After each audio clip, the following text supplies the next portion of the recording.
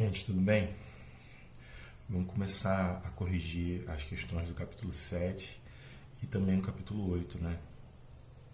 Porque são as questões que a gente está vendo esse bimestre, é o que vai cair no quiz e também o que a gente vai ver na prova ao vivo, né? Depois, tá? Mais pra frente um pouco, ok? Então, vamos lá.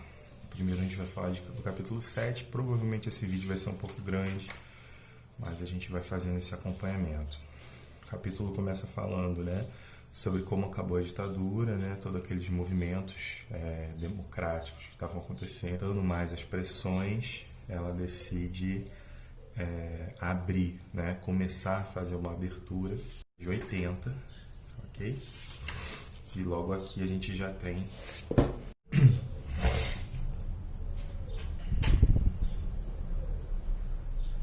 Tá. Durante o governo de Geisel, teve início o processo de abertura política, porém algumas medidas adotadas naquela época foram bastante contraditórias e iam contra o processo de abertura. Explica esse contexto. Então, aí, conforme eu tô falando aqui, ó, ele abriu um processo de abertura. Só que aí ele começou a tomar medidas, como, por exemplo, o fechamento do Congresso, o pacote de abril, né? Manteve as eleições indiretas, tá? Ampliava o poder dele próprio. Então isso ficou um pouco sem sentido. Ele falar sobre uma abertura, né? A política brasileira da época está falando sobre uma abertura, mas ele próprio concentrou o poder nas mãos dele e ampliou ainda mais o tempo, né? E o poder dele, tá? Então é nesse sentido aí que a questão pede, né? Complete as frases com as palavras abaixo. As diretas já foram manifestações que pressionavam o Congresso a aprovar a proposta de emenda Dante de Oliveira, que garantia as eleições diretas para presidente. A lei da anistia anulou parte dos crimes dos opositores da ditadura. Os militares também acabaram impunes em relação aos crimes de morte e tortura. Em 1979, centenas de pessoas realizaram paralisações e greves no país buscando melhores salários e mais direitos. A Comissão Nacional da Verdade tinha como objetivo investigar e trazer à tona violações de direitos humanos que ocorreram no Brasil desde 1946, tá? Aí, ó, faça uma pesquisa em seu município ou estado onde você vive sobre movimentos de mobilização popular, como as diretas já. Verifique quais foram esses movimentos, bem como suas reivindicações, que tipo de iniciativa foram tomadas e quais foram suas conquistas e seus resultados. Anote no caderno as informações que você encontrar e depois compartilhe com os colegas. Então, nesse diálogo, comente sua opinião em relação à importância de movimentos populares na história do Brasil. Aqui na região, eu lembro de um movimento que foi conhecido como, acho que, movimento dos 20 centavos. Aconteceu em 2015, se eu não me engano, 2014 ou 2013, acho que foi 2013. Faz bastante tempo, né? E foi um momento onde fecharam a ponte, reivindicando. O Brasil todo fez essas questões, essa reivindicação, né? Fecharam a ponte, o movimento se tornou, ganhou esse nome, né, dos 20 centavos, mas não foi por causa disso, foi por causa dos preços abusivos em relação a uma série de coisas, né? E os 20 centavos era referente à questão das passagens de ônibus, que aumentaram 20 centavos. E a população foi para a rua lutar não só pelos 20 centavos, mas por todos os preços abusivos que a sociedade era obrigada a pagar.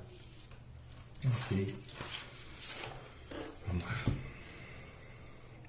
Leia a seguir um trecho do relatório da Comissão Nacional da Verdade. A Comissão Nacional da Verdade soma-se a todos os esforços anteriores de registro de fatos e esclarecimento das circunstâncias dos caos dos casos de graves violações de direitos humanos praticadas entre 1946 e 1978, a partir da reivindicação dos familiares de mortos e desaparecidos políticos, em compasso com demanda histórica da sociedade brasileira, né? As ações da Comissão Nacional da Verdade visaram fortalecimento das instituições democráticas, procurando beneficiar, em um primeiro plano, toda a sociedade composta, inclusive, por 82 milhões de brasileiros, que nasceram já sob o regime democrático. No contexto da passagem do cinquentenário do golpe de Estado que destituiu o governo constitucional do presidente João Goulart, a CNV atuou com a convicção de que o esclarecimento circunstanciado dos casos de detenção ilegal, tortura, morte, desaparecimento forçado e ocultação de cadáver, bem como a identificação de sua autoria e dos locais e instituições relacionadas à prática das graves violações de direitos humanos, constitui o dever elementar da solidariedade social, imperativo da decência, reclamados pela dignidade do país. Os trabalhos da CNV procuraram responder às reivindicações de perseguidos políticos presos durante a ditadura que se arriscaram denunciando a tortura sofrida nas dependências militares. Aliaram-se a esforços dos familiares na incessante busca de informação a respeito das circunstâncias da morte e do desaparecimento de seus entes queridos. Bom, qual é o assunto do texto? É a primeira coisa aqui. Não é os problemas, né? Não são os prejuízos, mas sim os objetivos e o que a Comissão Nacional da Verdade fazia, tá? De acordo com o texto, porque a comissão foi formada para buscar, a partir da necessidade que o Brasil tinha da verdade, né, de identificar todos esses problemas aqui, a comissão foi formada para tentar dar uma resposta aos familiares sobre as torturas, as mortes e os problemas que aconteceram durante esse período, né? 1946 até 1988. Subi no texto um trecho que mostra como foi a atuação da comissão. Aí você tem aqui, ó, esse trecho aqui está sublinhado, né? Então, o esclarecimento circunstanciado dos casos de detenção ilegal, tortura, desaparecimento forçado, ocultação de cadáver, bem como a identificação de sua autoria e dos locais e instituições relacionadas à prática dessas graves violações de direitos humanos. Então, ela queria, né, a comissão queria encontrar essas questões aqui e trazer à luz, né, mostrar para a população o que aconteceu, quem são os culpados, tá? Quem são os culpados, como foi, onde foi, que fim levou o cadáver ou para onde a pessoa foi exilada, né? Explicitar, mostrar, tirar da escuridão esses casos que aconteceram na ditadura militar, trazendo para a nossa sociedade, mostrando o que aconteceu, tá? A questão D, agora explique o trecho destacado, é exatamente isso, né? Analisar o período da ditadura, verificando os crimes, né? E fortalecendo a democracia, trazendo esses crimes à tona aí, mostrando quem são os verdadeiros culpados. Aí o livro continua falando um pouco sobre, aí sim, o fim, fala sobre a Constituição de 1988, começa a falar sobre os anos 90, né? A seguir, um trecho da Constituição Brasileira de 1988, e depois leia, né? E depois responda as questões no caderno. A República Federativa do Brasil, formada pela União dos Estados e Municípios e do Distrito Federal, constitui-se em Estado democrático de direito e tem como fundamentos soberania, cidadania, dignidade da pessoa humana, os valores sociais do trabalho e da livre iniciativa, o pluralismo político. Parágrafo único. Todo poder emana do povo, que o exerce por meio de representantes eleitos ou diretamente nos termos dessa Constituição. Tá? Artigo 2º. São poderes da União, independentes e harmônicos entre si, o Legislativo, Executivo e Judiciário. Artigo 3º. Constituem objetivos fundamentais da República Federativa do Brasil. Construir uma sociedade livre, justa e solidária, garantir o desenvolvimento nacional, erradicar a pobreza e a marginalização e reduzir as desigualdades sociais e regionais. Promover o bem-estar de todos, sem preconceitos de origem, raça, sexo, idade ou quaisquer outras formas de discriminação. Tá? Então, questão A. Por que a Constituição ficou conhecida como Carta Cidadã? Cite um trecho do documento que justifique sua resposta. Ela ficou conhecida porque ela busca preservar os direitos do cidadão, né? Então, ó, um dos trechos é esse parágrafo 4º aqui, ó, do artigo 3º, né? Promover o bem-estar de todos sem preconceitos, sem qualquer tipo de preconceito. B. De acordo com a Constituição, como funciona o poder do Brasil? Funciona assim, ó, constituído de Estado Democrático de Direito, né? Cadê? Aqui, ó, todo poder emana do povo, vem do povo, que pode exercer por representantes, e são poderes da União, né? A União é exercida, o poder da União é exercido pelo povo através de representantes, e quem desses representantes vão estar nesses poderes aqui, ó, Legislativo, Executivo e Judiciário. Tá bom?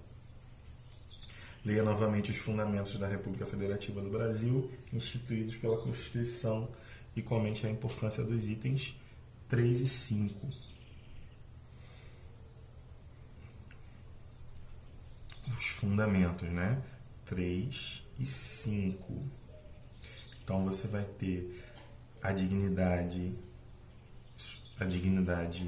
a pessoa, né, humana. Então você tem que ver, tem que ser certo que a pessoa tenha dignidade na sua vida, né? Não uma dignidade que emane da pessoa para os outros, não ser justo, ser honesto, ser digno, mas sim uma dignidade que o Estado dê para que essa pessoa consiga viver. Condições de se alimentar, condições de saúde, condições de lazer, isso tem a ver com dignidade, tá? Para que a pessoa não se veja como inferior aos outros países, não se veja como inferior até mesmo às outras pessoas do próprio país, né?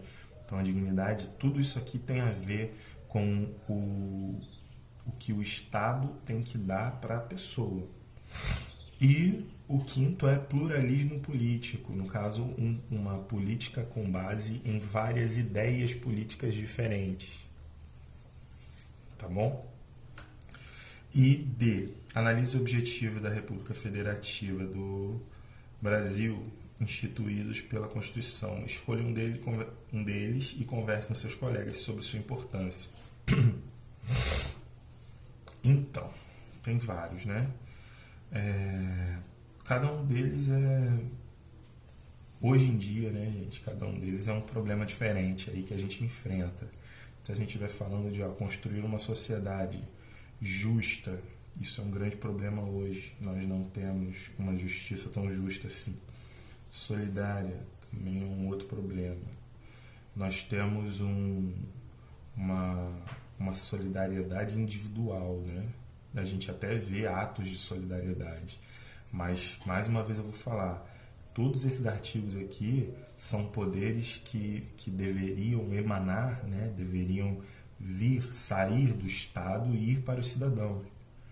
Então, essa solidariedade deveria sair do Estado, deveria sair do governo e vir para o cidadão. Essa justiça também, né? Essa garantia da liberdade social aqui, ó, também deveria vir do Estado para o cidadão, tá?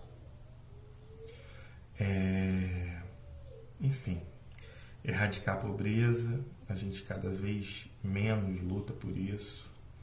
Erradicar a marginalização, cada vez mais está complicado e cada vez mais a marginalização se expande pelas cidades brasileiras, né? Desigualdades sociais, a gente tem muito problema, tanto ela em proporções nacionais como em proporções regionais. A gente sofre muito com isso aqui. E por último aqui a questão dos preconceitos, né? Que a gente também vê esses preconceitos e o pior, a gente vê esses preconceitos surgindo do governo mesmo, das pessoas que estão no governo. A gente já viu diversas vezes o nosso presidente agindo com preconceito em relação a essa questão aqui, sexo, né? Hoje em dia a gente vê uma pluralidade de sexos, vamos dizer assim. As pessoas se definem com o sexo que preferem, muitas vezes, e o presidente não reconhece isso. Continuando, gente. Aqui. Tá? Observe o cartaz e responda as questões a seguir. De acordo com o cartaz, o que é comemorado no dia 12 de junho? É comemorado o dia contra o trabalho infantil, tá? 12 de junho. Observe a imagem desse cartaz. Que mensagem ela transmite? Então, os objetos também podem transmitir mensagens, né? Nós temos de um lado um martelo, do outro um lápis, que é essa questão essa dualidade aí do martelo e do lápis, o trabalho e a educação. E a mensagem é não para o trabalho, sim para a educação, tá? Então, é como se a criança estivesse numa gangorra, né? Então a gente está lutando no dia 12 de junho para que essa gangorra pese para o lado da educação. Tá? C. Explique por que o trabalho infantil é considerado crime no Brasil. Então, eu vou ler a resposta aqui, mas eu acho que é um pouco claro, né? Quando você tem um trabalho infantil num Brasil desse tamanho, você tem um trabalho infantil sem o menor controle, você tem aquela criança longe da educação, trabalhando junto com os familiares, mas distante da educação, né? São pessoas mais pobres, então a gente tem menos infraestrutura para essas pessoas, tá? Ok, em grupo elaborem uma folha de papel em papel sulfite com uma campanha contra o trabalho infantil. Depois apresente aos colegas e converse sobre as medidas de combate a esse problema no Brasil, tá? Então, a gente tem o principal combate contra o trabalho infantil é a educação, gente. A educação, a consciência, né? A conversa. Faça uma pesquisa na internet sobre o modo de vida em uma comunidade quilombola. Abaixo estão alguns tópicos que poderão ser abordados na sua pesquisa. Anote no caderno as informações que você encontrar e compartilhe com os colegas. Tá, e vai pedir o nome da comunidade, né? Eu particularmente não conheço muito sobre as sociedades quilombolas, mas eu sei que são sociedades com origem africana, né? Origens do nosso escravo africano, que se refugiaram, vamos dizer assim, culturalmente, e elas tentam manter as tradições, tá? Tentam manter viva, né, uma parte dessa cultura negra e original. Vamos lá.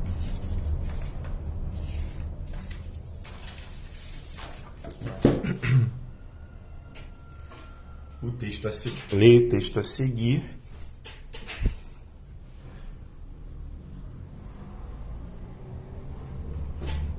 Leia o texto a seguir e depois responda as questões, né? O que é obsolescência programada? Tá, muito bom isso. Não obsolescência programada, mas entender isso é muito bom. Trata-se de uma estratégia de empresas que programam o tempo de vida útil dos produtos para que durem menos do que a tecnologia permite. Assim, eles se tornam ultrapassados em pouco tempo, motivando o consumidor a comprar um novo modelo. Os casos mais comuns ocorrem com eletrônicos, eletrodomésticos e automóveis. O caso mais comum hoje em dia é o celular, gente. Tá? Qual o objetivo das empresas ao programarem um prazo de vida útil reduzido aos produtos? O interesse é muito fácil, é estimular o consumo. Tá? Se eu consigo te convencer que o seu celular, mesmo estando bom, ele já não presta mais para você, você vai comprar outro e isso vai gerar lucro. Tá? Você conhece algum produto que seja um exemplo de obsolescência programada? Converse com os colegas sobre isso, explicando as consequências que essa prática das empresas pode gerar no meio ambiente. Lógico, se você tem um celular, por exemplo, esse celular ainda está bom, né? Esse celular ainda está bom e você vai lá, se convence que ele está ruim e compra outro. E vai passar alguns anos, um ano, talvez meses, você vai se convencer novamente que esse celular está ruim e vai comprar outro, né? Então, às vezes, esse primeiro celular estaria bom, mas você já comprou 3, 4, 5. Quando a gente fala de uma pessoa, a gente vai ter 3 ou 4 celulares numa gaveta. Agora, quando a gente fala de um mundo inteiro, a gente começa a ter muito lixo. Então, você tem o aumento do lixo, você tem o aumento do uso das matérias-primas para produzir aquilo, ok? Você tem o desgaste de dinheiro, né? Porque você começa a pagar por aquilo e nem precisava daquilo. Então, construa no caderno um quadro com base no modelo abaixo. Em seguida, ao longo de uma semana, escreva os nomes de alguns produtos que você e sua família adquiriram. Mas isso aqui é mais estranho, né? Ao fim de semana, observe o quadro que você produziu e mostre-o aos colegas. Todos os produtos comprados eram essenciais no seu dia a dia. Converse com os colegas sobre isso, estabelecendo uma relação com o conceito de consumismo. Então, o que eu posso tirar dessa questão 2 aqui, pensem se tudo que vocês compram realmente é essencial para a vida de vocês. Será que vocês não trocam muito de celular? Será que vocês não buscam alimentos que vocês não precisariam consumir, né? Isso acontece muito, né, gente? E, por último aqui, ó, agora que você já retornou os temas e conceitos que estudamos no capítulo, utilize-os para completar as frases a seguir. O consumismo é um hábito que compramos aquilo de que não necessitamos, muitas vezes pela influência de propagandas. Sim. A desigualdade social ocorre quando uma pequena parte da população concentra a maior parte da riqueza do país, enquanto a maioria das pessoas tem uma renda mais baixa. As diretas já foram movimentos de protestos em defesa da aprovação da emenda de Dante de Oliveira, que previa as eleições diretas para presidente. Um dos grandes problemas do Brasil é o desemprego, que tem gerado um aumento no trabalho informal. Para garantir diversos direitos dos brasileiros, no governo Sarney foi aprovada a Constituição de 1988. Ok? Aí eu vou fazer o seguinte, gente. Tem outros aqui. Vou dar uma olhadinha. Aqui, ó. Tá. Marque um X na alternativa que você julgar incorreta. Em seguida, faça as correções. Então, o livro nos deu duas, ó, B e C, que são incorretas, né? Apesar da censura na ditadura civil-militar, os grupos de oposição tinham liberdade. Não tinham liberdade, né? Eram extremamente perseguidos. Jânio Quadros mencionou ao renunciou ao cargo de presidência por causa do golpe executado pelos militares em 1964, tá? Então, na verdade, eu diria que sim, né? Mas o livro está falando aqui, ó, que foi por causa das contradições do governo. Ele achou melhor, dele próprio, né? Ele achou melhor renunciar. Mas eu acho que no momento que ele renunciou, ele sofria fortes pressões militares, tá? Complete as frases com as palavras abaixo. No governo militar, tornou-se obrigatório o ensino de educação moral e cívica em todas as instituições de ensino, né? Cívica para te ensinar a ser um cidadão, moral para te ensinar leis, ok?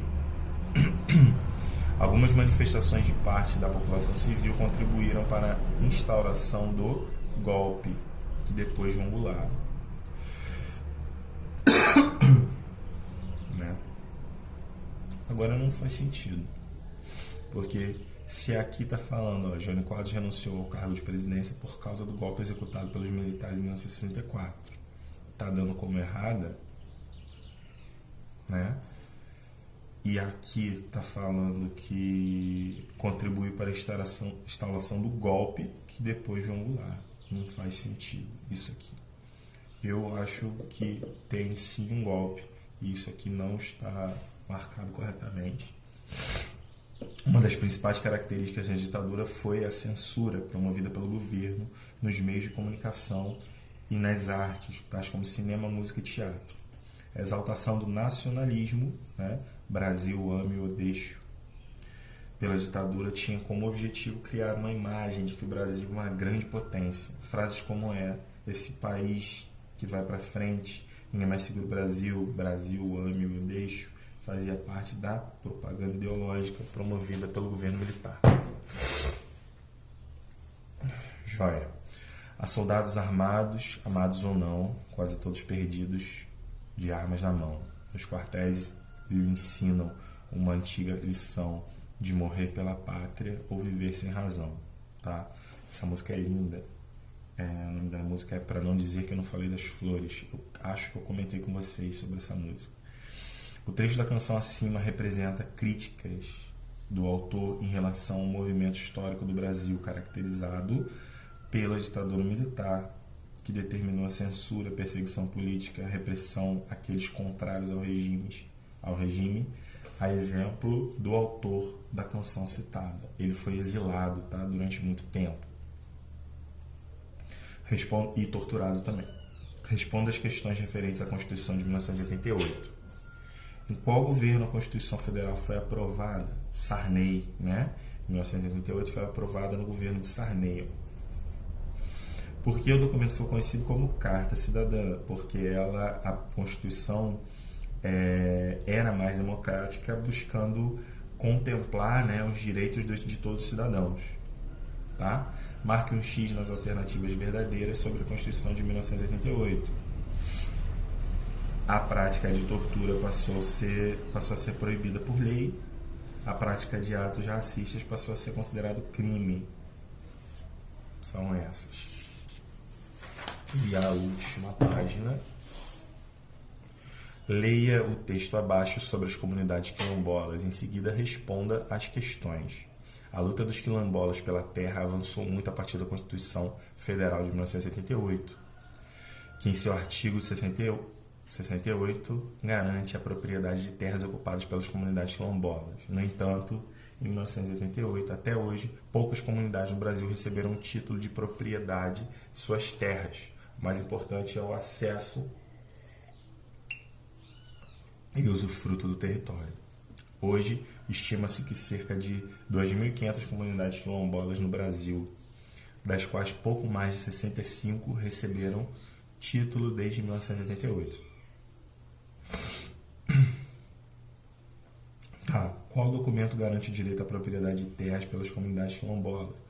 Constituição Federal de 1988. É a nossa Constituição até hoje, né, gente? Na prática, esse direito está sendo cumprido pela lei em parte, né? Muito poucas dessas sociedades, têm esse direito, né? De acordo com o texto, quantas comunidades quilombolas existem no Brasil e quantas receberam o direito de propriedade da terra? 2.500 existem, ou mais, 65 receberam.